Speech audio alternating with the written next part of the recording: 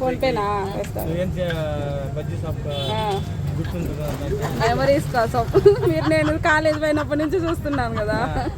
వీడియోలో వస్తుంది యూట్యూబ్లో నేను చేస్తా యూట్యూబ్లో వచ్చేలా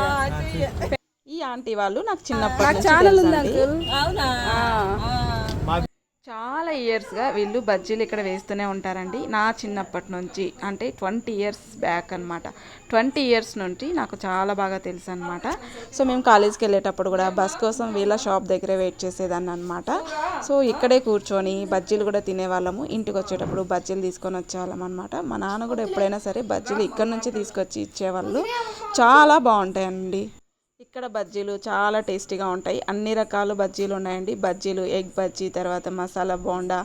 తర్వాత వచ్చేసి ఆనియన్ పకోడా తర్వాత ఇంకా ఆలు బజ్జీ ఇవన్నీ ఉన్నాయన్నమాట సో నేను ఎక్కువగా మిర్చి బజ్జీనే తీసుకుంటాము వాటిని కట్ చేసి మళ్ళీ డీప్ ఫ్రై చేసి దాని మీద పొడి తర్వాత కారం వేయించుకొని తింటాను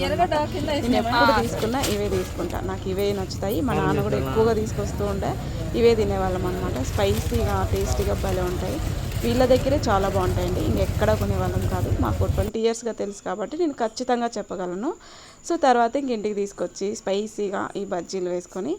ఇలా తినేస్తున్నాం అనమాట ఆనియన్ పెట్టుకొని తింటుంటే టేస్ట్ అదిరిపోతుంది ఒక్కసారి గాలివీల్లో ఉన్న వాళ్ళు ట్రై చేయండి చాలా బాగుంటాయి సో చాలామందికి తెలిసే ఉంటుంది బట్ నాకు తెలిసిన ఇన్ఫర్మేషన్ మీకు అందిస్తున్నాను అంతేకాకుండా వీళ్ళు నాకు ఎప్పటికీ గుర్తుండిపోవాలి అని చెప్పేసి నా వీడియోలో ఒక పార్ట్గా ఉండాలి అని చెప్పేసి మెమరీస్ కోసం దాచుకుంటున్నాను అనమాట థ్యాంక్ యూ ఆంటీ అంకుల్